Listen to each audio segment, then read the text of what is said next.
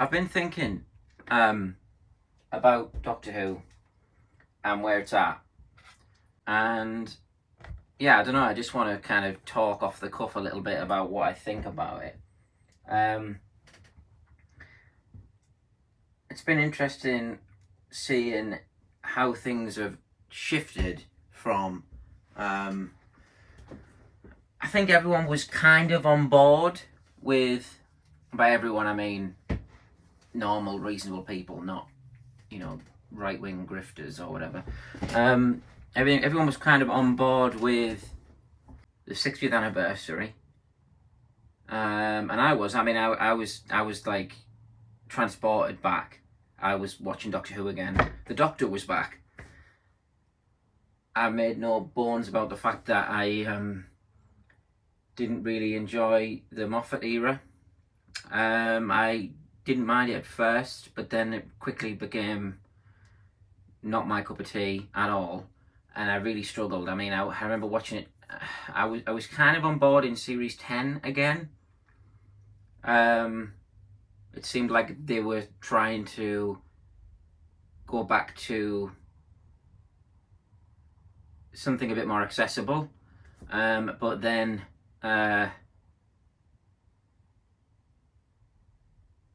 it was the Christmas special that had me like, no, this is garbage. I mean, it works for some people, and I'm thinking, is it because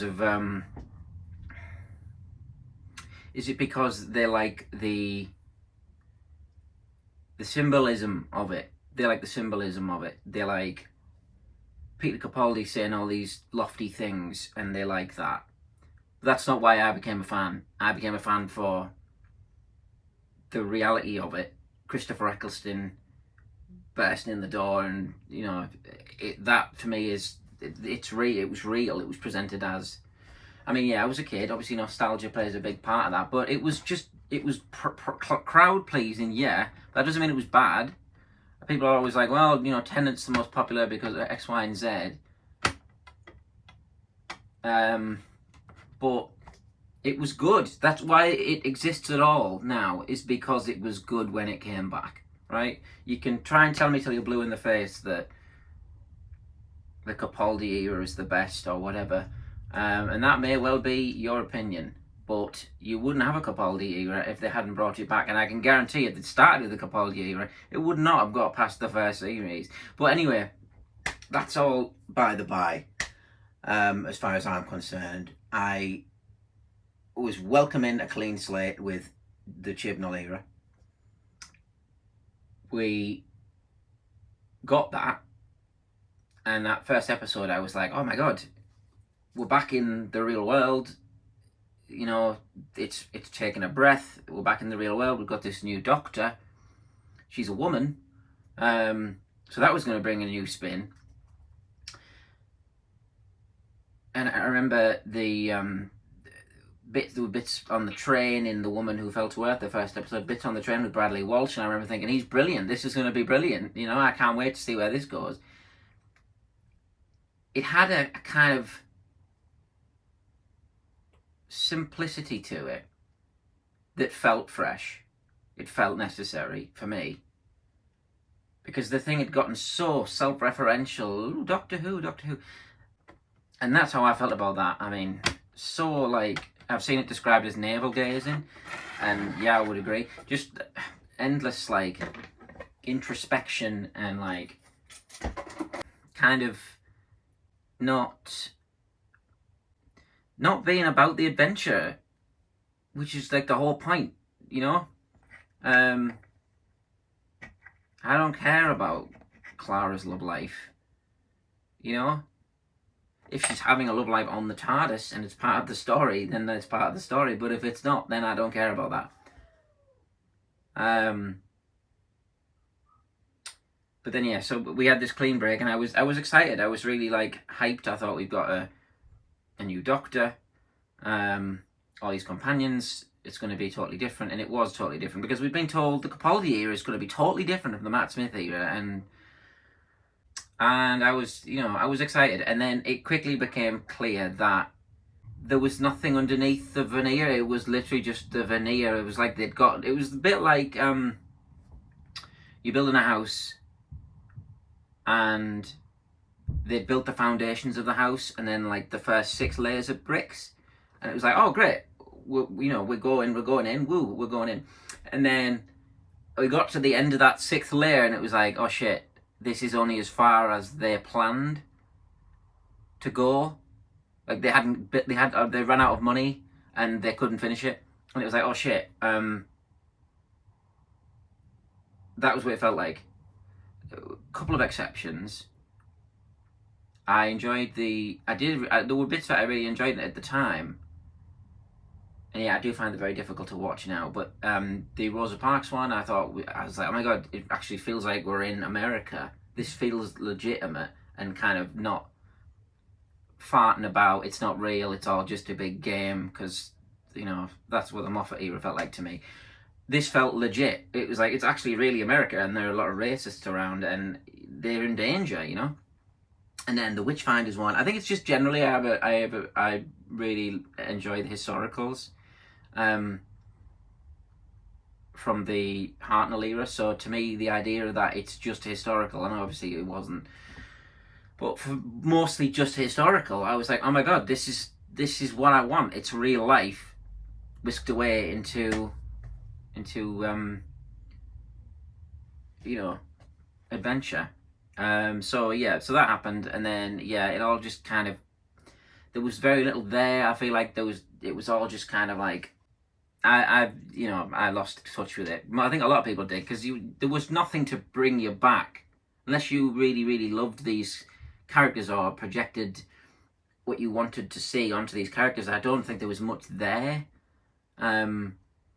So it was very, very hollow, and ultimately everyone just kind of like, I think, just let it run its course. Then we found out Russell T Davies was coming back, and I was ecstatic. It's going to be amazing. It's going to be the big reset again. He knows how to do it. He's done it before. It's worked before. I'd seen Doctor Who fall out of the limelight down to this obscure thing. Oh yeah, I used to watch that. I stopped watching it when Matt Smith left. I stopped watching it when David Tennant left. Well, I used to love that when I was little, but then I stopped watching it because whatever. It's going to be great. The kids are going to want it again. The 60th anniversary came around, and it was something about seeing David Tennant again in his costume, or in a new costume, even, it didn't really matter, but they're out filming. It was like, they're out filming today. David Tennant's out filming Doctor Who. And it was like, oh my god. And we waited, and we waited, and we waited, and they made us wait a long time. I remember the first trailer for the 60th anniversary was the Christmas before, and just the thinking, oh my god, we've got to wait like an entire year. And we did, and it came out, and it was brilliant. It was incredible. It was back. It hit the ground running. It was brilliant. And I was like, I can't believe it. The Doctor's come back. He hadn't been there for the best part of 15 years, to me. Not really. And he was back. I imagine it would be the same if Tom Baker had ever come back. When someone is so associated with the character and so much embodies the character, for all people have different takes on the character after that. And I never really warmed to the others. I mean, I like the idea of Capaldi, but the characterization did nothing for me at all. He wasn't doctory to me. He was just kind of Matt Smith light. And yeah, honestly, it was like, oh my god, the Doctor's come back. And that was the story, the crux of the story. Series 4 ended, all those threads ended, Donna's lost her memories and everything. And then he came back, and he really literally came back to us. And it was brilliant. It was really brilliant. And by week 3, tuning in for week 3 for the giggle, I was like, we were back. It was Doctor Who's on again. Let's go. I can't believe there's only 3 of them, but would have liked more. I'd have sat there for 10 weeks and watched them. Yeah, and then the second one was really good as well. Wild Blue Yonder. We were just like, "What? This is insane." And then the third one started strong, I thought. And then it kind of. I had heard the leaks about the bi-generation. I remember thinking, no, they're not going to do that, are they? And then it happened, and I was like, right, they have done that. And it was kind of, my feeling at the time was kind of, I associate regeneration with a sense of loss and a sense of change, and you got neither of those things because Tennant was still there and nothing had changed, really. There was a new Doctor there, but the old Doctor was there too, so you just got 2 Doctors. And the idea that we're parking David Tennant over here, and then the narrative just moves and follows this fork in the road, this part of the fork, is a strange device, because you're leaving the protagonist behind, sort of. I mean, I know it's not that, but I'd said to someone recently, back when the first series was on, I'd said the only way I could see that being resolved within the show in a way that I would feel, even then I'm overcomplicating it because I'm not that invested. It's more hypothetically if I were invested, because I find it hard to really get invested in things anymore.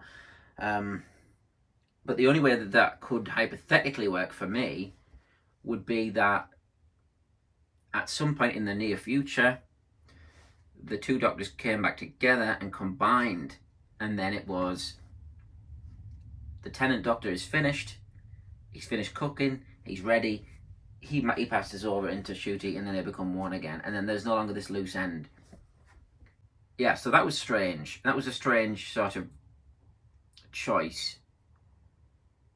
But you also lost the sense of loss. There was no emotional heart to it in the way there usually is. Yes, we got the whole, it's emotional that the Doctor is going to leave, and that he's going to leave, the David Tennant Doctor's going to leave everyone behind, he's going to go. He's going to leave the life behind, but then he gets his own TARDIS, and that's kind of like, you can't have it both ways. What? The emotional beat seems to be, he's going to stop travelling, he's going to stop and have a life, but he's got a TARDIS. It's one of those, like,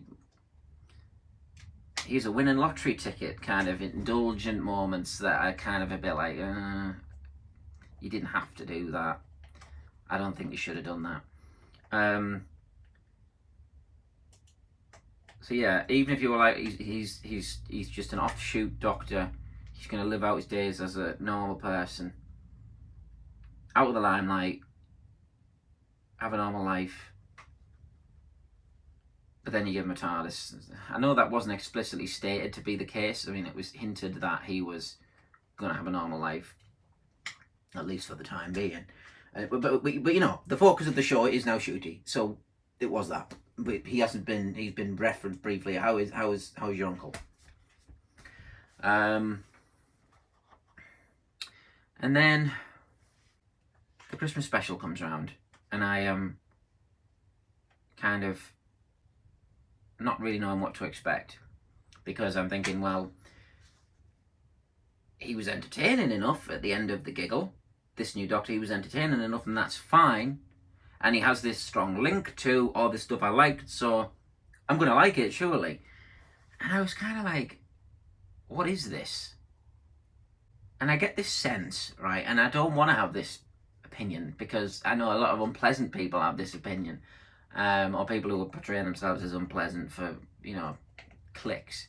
But I get this vibe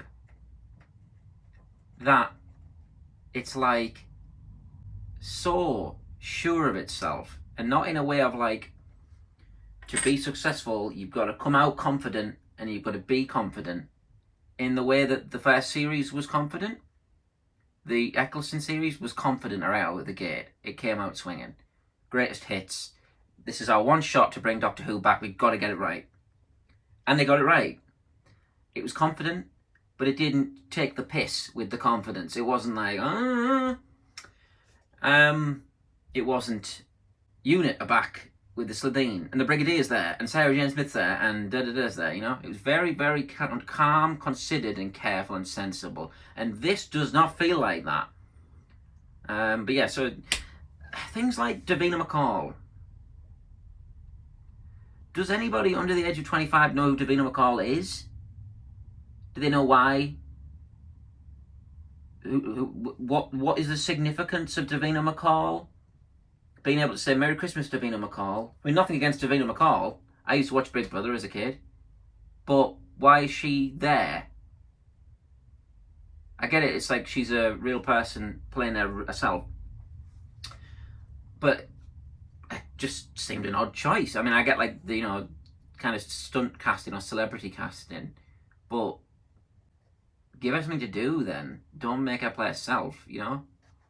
I don't even know if she's an actress. I don't think she is.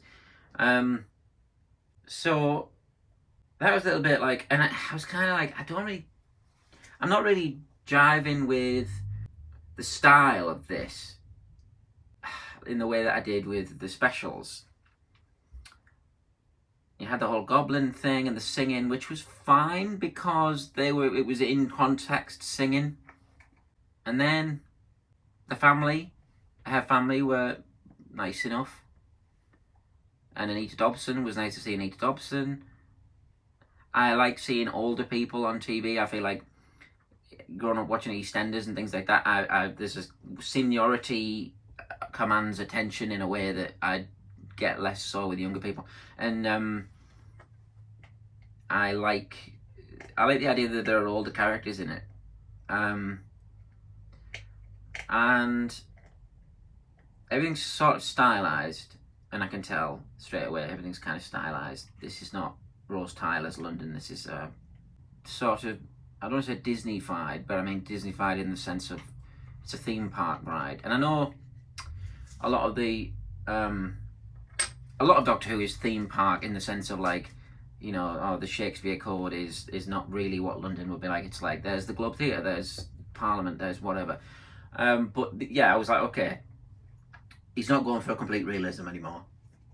That's fine, I guess. It's not what I wanted, but maybe I like it because it's him telling the story. And there was some good dialogue, I thought. Some bits I thought were like, you know, I liked hearing them. The way they talked seemed fairly natural, and Ruby was very good, and I thought Millie Gibson was very good. I mean, she just is. There's no getting away from it. But I just didn't really get on with Ncuti that much. The dance scene, he's dancing in a nightclub, and I'm like, is that the Doctor? I don't think it is, to me. There seems to be this kind of take on Doctor Who nowadays that is basically that anyone can be the Doctor, right? But it's as if they've taken the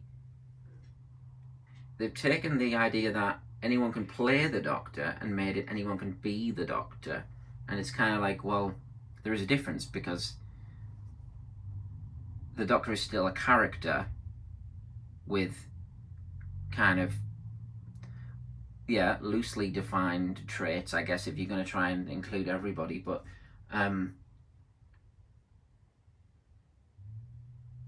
it gets to a point where I'm watching it and I'm going, what am I watching? What is this? He's called the Doctor. He calls himself the Doctor. But nothing feels like Doctor Who. And then the series comes around and all the promos, I'm thinking to myself, doesn't look like it's for you, but it's fine. He's trying to get this big audience in. It's going to be a big reset. It's going to be accessible. It's going to be fine. And then it starts, and the first one, I'm like, the babies thing is not working for me. I don't really like this. It's a bit naff. Second one, straight out of the gate, second one comes on. And I'm kind of like, this is fun, I guess. Like the Beatles thing, everything. And again, everything's really stylized, and it's very skippy. There's no, you can't imagine Rose Tyler in that plot. There's no kind of realism to the pacing of it and stuff. It all just kind of happens. And then we have the twist at the end song. The Doctor's on stage in a tux. He's dancing, he's singing. And I'm like, what is this? What am I watching? Why am I watching this? Not in a why am I watching this crap? But like, why am I I can't remember why. Is this Doctor Who? It is in name. And then the diamond logo on everything. It's like, it's just strange time.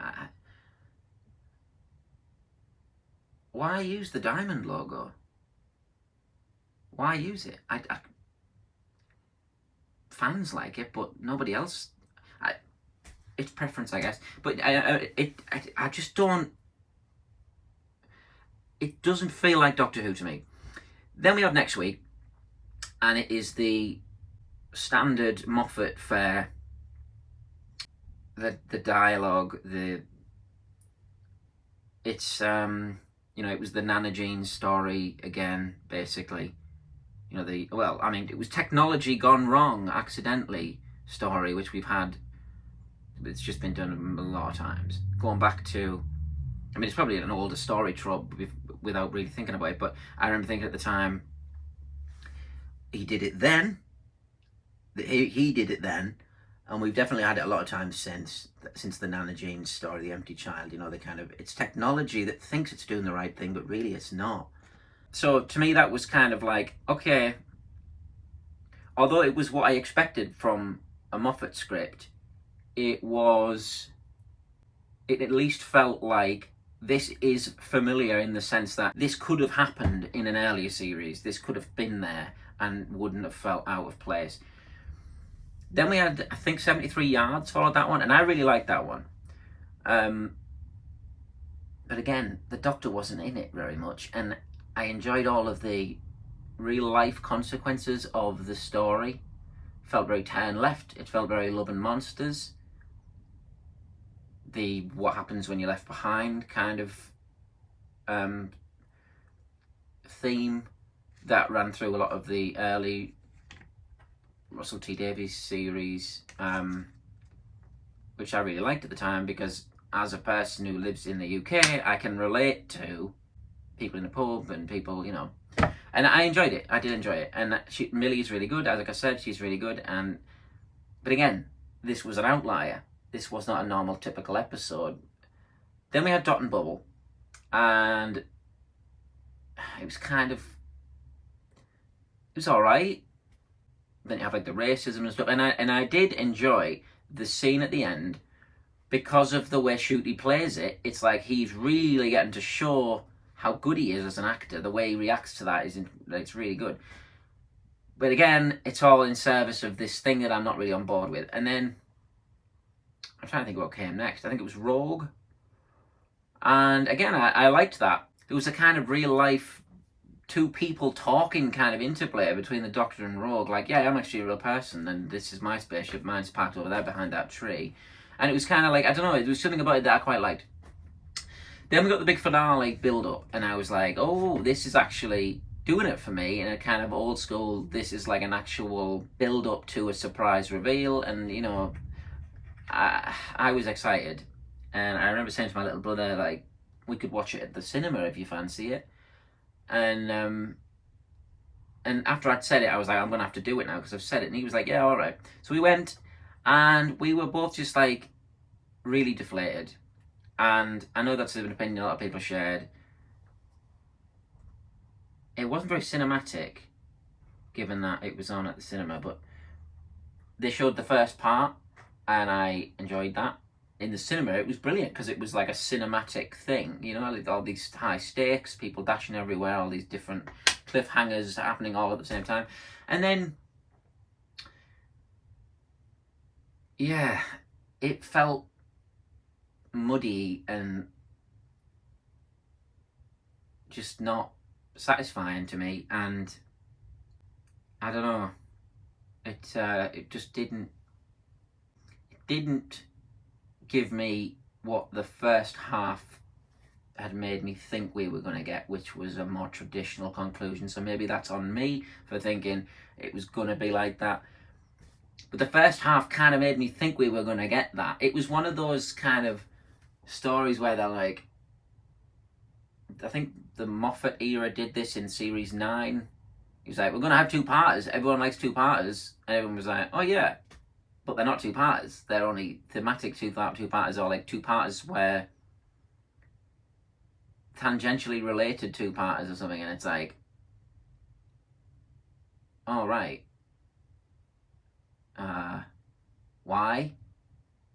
It felt like one of those, you know, you'd have like a Matt Smith episode where it ends with him facing some Daleks, and then the next week it would open with him dead in a box on a boat in the Indian Ocean in the 1912, and then Amy Pond would be there. She would parachute in, and you'd be like, "What the fuck? What has this got to do with?" You know, like this kind of like, "Oh, it's so clever! It's so clever because you didn't expect that." And I'm like, "Yeah, but we would be in the middle of something. Can we get back to that?" But yeah, let's. Anyway, yeah. So I was kind of a bit deflated, and then yeah. Couple of weeks have gone by. I initially was a bit deflated, and then I kind of forgot about it, because again, I was never fully invested on board and sort of. But now I'm left thinking, there's this feeling, going back to what I said right at the beginning, there's this feeling of like so sure of itself, so confident. Going back to when I was at college, we did film studies, and there are certain franchises that are considered too big to fail. Big companies that are so big. And it kind of feels like that is the vibe. We can do absolutely anything because it's Doctor Who, and it will be fine, and it won't fail. And this general feeling of like, people say, you know, just enjoy it, it's just Doctor Who. And I'm like, or like that gif of Stephen Moffat saying, it's Doctor bloody Who, and it's like, oh, is it? Well, what's the fucking point then? Why bother? What's the point? If it's all right for it to be unfulfilling, then what's the point? And again, I don't want to be one of those people, but it is like that. It's like, well, what was the point? Why bother then? If you're not going to put the effort in, or you're not going to make it, you know, you're going to try to make something good, to make something, you know, satisfying. So yeah, it got me thinking about Doctor Who as a show, and the life it's had, and the longevity it's had, and how these sort of higher stakes every year, how that isn't really a sustainable thing. Because if you take the Pertwee era and the Davison era, there is little progression. It's kind of like The Simpsons. The thing about The Simpsons is, and many sitcoms, like, you don't have, it's a long-running thing, and you can't change the characters because there's no mechanism for that, you know? The Doctor doesn't really change. He changes physically, but it's the same show. The format is the same. Whereas now the show is very introspective, so it's like they're always looking for somewhere different to take it in terms of the character of the Doctor and like what can we reveal about the Doctor. In reality, the show was never about that. the show is about the adventure. The show is the adventure. Whether that's fighting monsters or discovering planets in the Hartnell era. You know, so yeah, to me, it feels as if the baggage is meaning that everything is weighed down, because they're taking this baggage of, like Shooty says in The Giggle, Mavic Chen, Sarah Jane Smith and all this, he's not supposed to be constantly having all this stuff weighing on his mind. Like, as a character, like, the Davison Doctor is not walking around thinking about Susan and Vicky, because he's in the adventure, you know? So, like, it's not sustainable, I don't think. I mean, I'm getting off the beaten track, but because now I think about it, it seems like a bit of a eureka moment, you know? But I just feel like they should think about doing it that way, and why that works as a repetitive thing. Not repetitive, that makes it sound like I'm advocating for the same thing every week, but what I mean is, I just don't really jive with the series being about Doctor Who, and this is, you know, I go on adventures, let's think about those adventures. And it's like, well, no, just go on the adventures, you know? Am I a good man?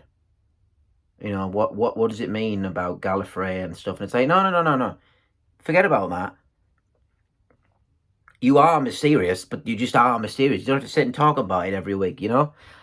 It's kind of like in the Colin Baker era, you know? Every other episode is, since my regeneration, in my 5th regeneration, it's like, you don't need to keep talking about regeneration. Like, continuity heavy. So that's probably the message of this. Just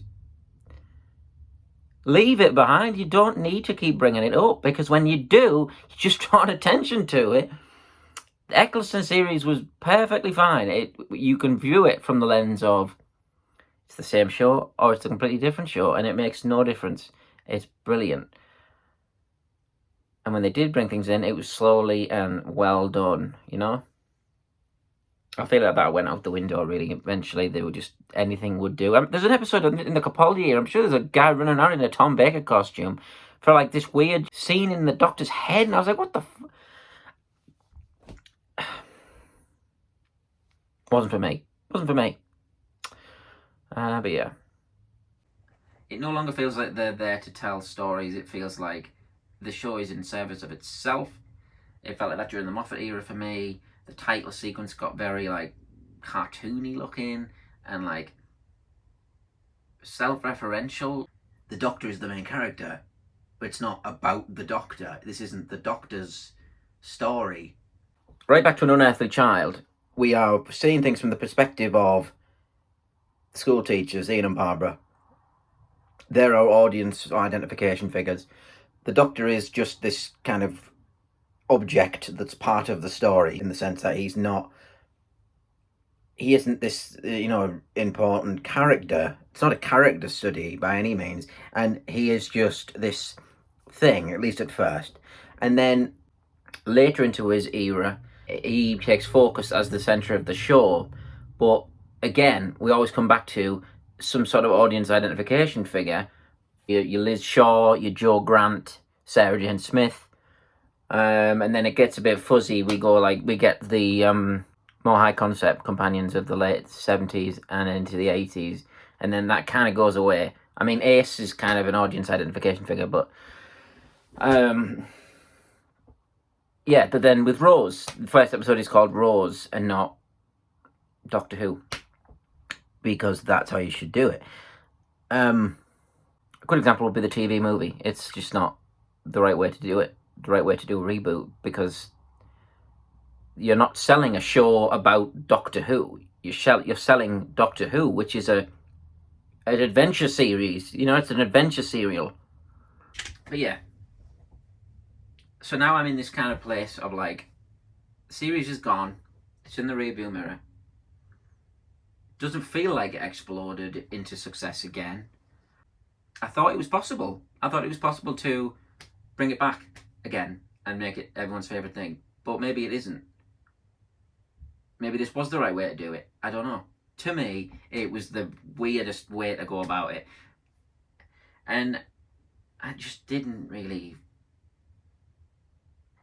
And I see this positivity constantly on Twitter, right? Ah, amazing, amazing. You know, this is. And I'm like, he is instantly the Doctor. And I'm like, what is the Doctor to you? Because I don't really. I don't know. And that's not a shooty thing. It's just a. People will see a photo of anyone and be like, that's the Doctor. And I'm like, what are you talking about? I wish I was like that, because I just wouldn't not be. No, and I'm not bothered really. That's what I mean. This isn't like me raging or anything. That's just how I feel about it. That's just how I feel about it as a person who used to be massive fan as a little kid, massive fan, following it week to week, fell off, and now I'm spending my time looking at grainy photos and watching reconstructions and really loving that material and like the older stuff, and just it would be nice to like it again. It would be nice, but it doesn't seem like it's going to happen now after this, because I gave it a chance. I always give it a chance, but I mean, we've had these reboots. We had the Capaldi reboot, which was going to be, you know, it's going to be dark or whatever, and totally different. It wasn't. We then had the Chibnall era, which was kind of like a big reboot. Again, he only built the wall 6 bricks above the damp course, and then there was nothing else. And it was like, oh, right. So that was another failed start. Then we had this new comeback that everyone was looking forward to. And it hasn't failed, I don't think it's failed, but it just was not what I thought it would be, and it wasn't the powerhouse I thought it would be. I didn't want to make it seem as if I didn't enjoy any of the series, because as I said, I did. It just I have noticed in the weeks since the finale, which is obviously the divided opinion, it's all completely gone out of my head. And that's not necessarily, it doesn't really indicate anything probably, but I'm just saying it because had it not been a letdown, would I still be thinking about it positively? Maybe. And that's a shame. And it goes back to something the review of Death guys was saying, which is, if people switch off now and then you want them to come back in a year, it's kind of like, you know, I'm sure they will get a big audience again, and I'm not saying it's inaccessible or anything, but I do think that if it had gone differently, we might be sitting here being like, well, that was good. And you end on a down note. It's like, oh shit, you know. So yeah, I'm not really sure why I made this. I just wanted to talk, really, and yeah,